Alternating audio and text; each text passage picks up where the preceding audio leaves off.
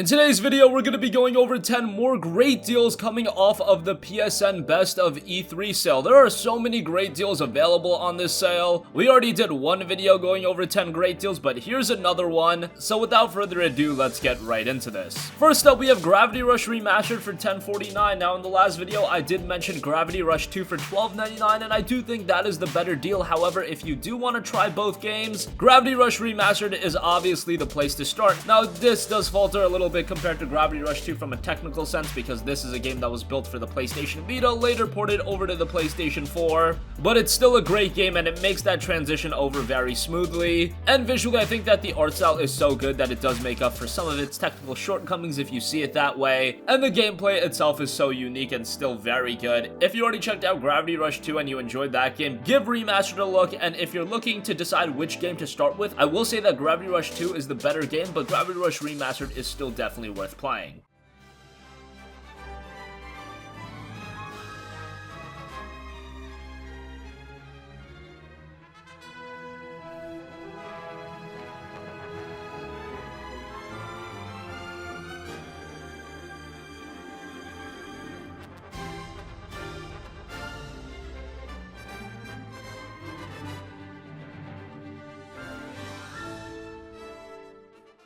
Next up, we have Journey for $4.49. Journey was another game that was ported over to the PlayStation 4 after its initial release. It was originally a PlayStation 3 game and done by that game company who also did Flower. You know what you're getting out of Journey, a very artistic but moving experience. Yes, it's very light on the gameplay, it's even light on the direct storytelling, but actually playing through Journey, you're captivated by what the game has to offer, and I classify it as a must-play gaming experience. And at just $4.49, I would say now more than ever, Journey is a must-buy, and it is a game that now in 2018 a lot of gamers have forgotten about, so at this price, definitely give it a look.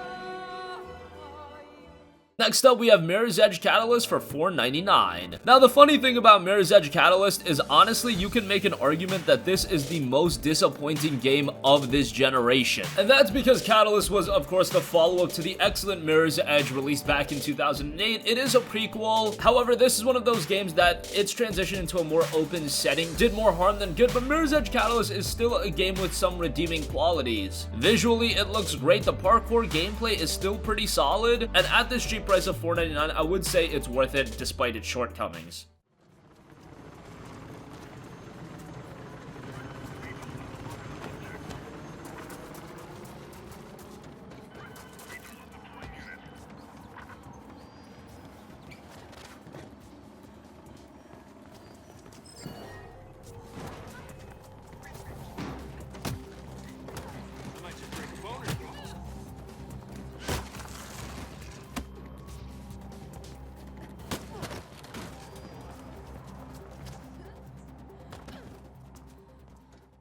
Next up, we have Assassin's Creed Origins for $29.99. Of course, we recently had the announcement of Assassin's Creed Odyssey. It's been discounted to this price going back to November of last year, but we really don't see it cheaper than this, so I would highly recommend Origins at this price. You've got so much content in the game. There are some expansions available that add even more content, so you can check that out, but the base game is already packed with things to do, and at this price, I would say Origins is well worth it.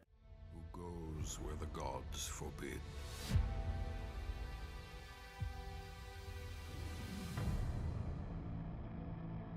Who kills the wicked and the corrupt?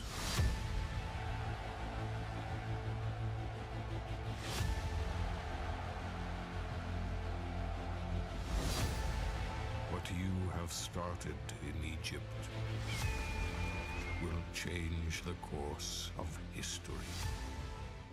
Next up, another game that's really retained its value, Persona 5 for $29.99. Now, I really can't complain about Persona 5 being available for this price because Persona 5 is arguably the best Japanese RPG ever made. That's not hyperbole, that's how good this game is. And it is among literally the top 1% of games released this generation. It is that good. Yes, just looking at the game, it's not going to be everyone's cup of tea based on the Japanese aesthetics, but if you're a fan of Japanese games and you haven't checked this game out, you're doing yourself a really serious disservice. Persona 5 is incredible from the storytelling, gameplay, music, top-notch in nearly every category, and yes, while $29.99 still might be a little bit expensive for a game that's, what, 13 months old at this point, there's a reason no one complains about the pricing of Persona 5 because it's a game that is absolutely worth it.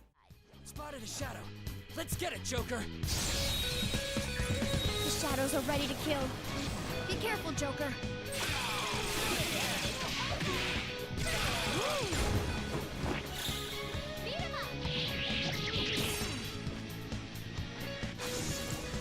Allow me to observe the path of your rehabilitation.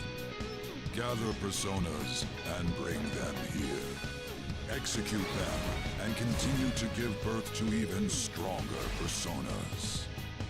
The world is not as it should be. It faces... Next up, we have Darksiders The Furies Collection, War and Death for $7.99. Darksiders was one of the more underrated new IPs of last generation. This includes Darksiders 1 Remastered and it includes Darksiders 2 The Definitive Edition. Both are really good, but the fundamentals of those games are still intact and that's really what you're picking up. And at $7.99, you're paying $4 a pop for each game and that's a great deal. Pretty engaging story, so for this price, you can't go wrong.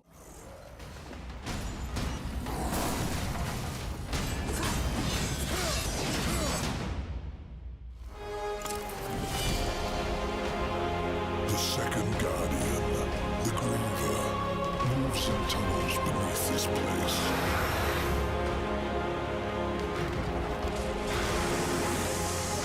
The Stygian is king of the ancient worlds that now claim the Ashlands.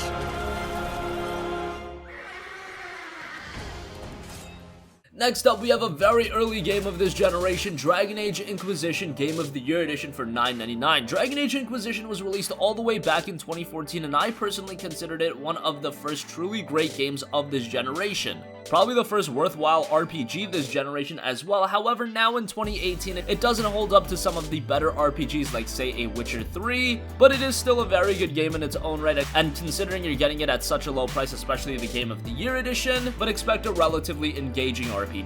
Infamous Second Son for $6.99. Speaking of early PlayStation 4 games, here's another one in Infamous Second Son, and unfortunately, I would say that Infamous Second Son is actually the weakest of the three Infamous games. Now, that isn't saying much considering Infamous 1 and Infamous 2 are such great games, but with Infamous Second Son, it did seem like Sucker Punch was rushed a little bit to get this out the door. You've got incredible visuals in this game. The game itself, the main story, isn't all too long and kind of ends a little abruptly, and I feel like it wasn't completely satisfying by the end. However, you do have a lot of side content and there is a lot of stuff to do. Some of that content does get a little bit repetitive, but I guess that is the case with a lot of open world games. I would still say there's a lot more to like in Infamous Second Son than dislike, and at $6.99, I would say it's a worthwhile playthrough, especially because this is a game that was enhanced with the PS4 Pro and it looks amazing on that console. So check it out, especially at this low price.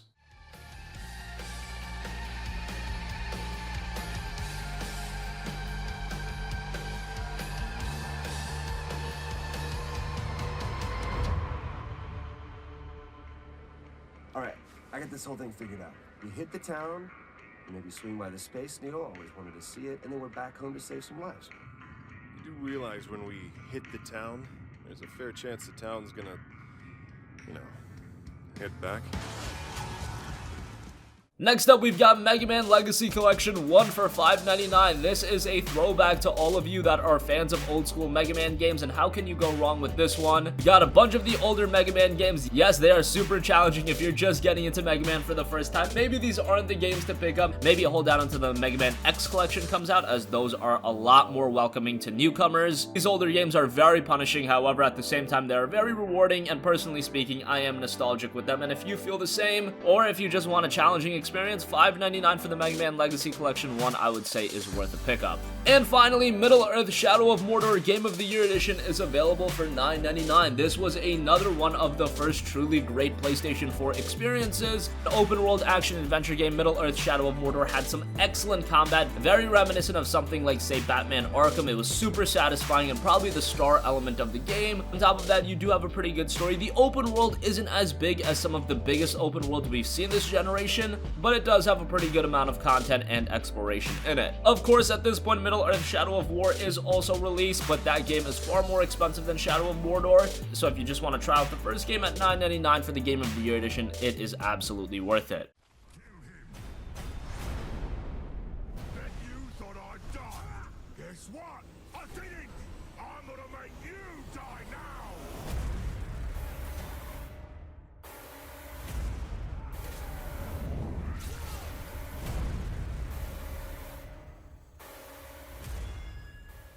That is going to conclude this video. 10 more great deals from the best of E3 sale. This sale is really good. We could probably make another video, but we're probably going to forego doing that. Have a look at the entire sale for yourself, but hopefully we guided you in the right direction with some of these games. Sound off with your thoughts in the comment section down below. Thank you for watching, and goodbye.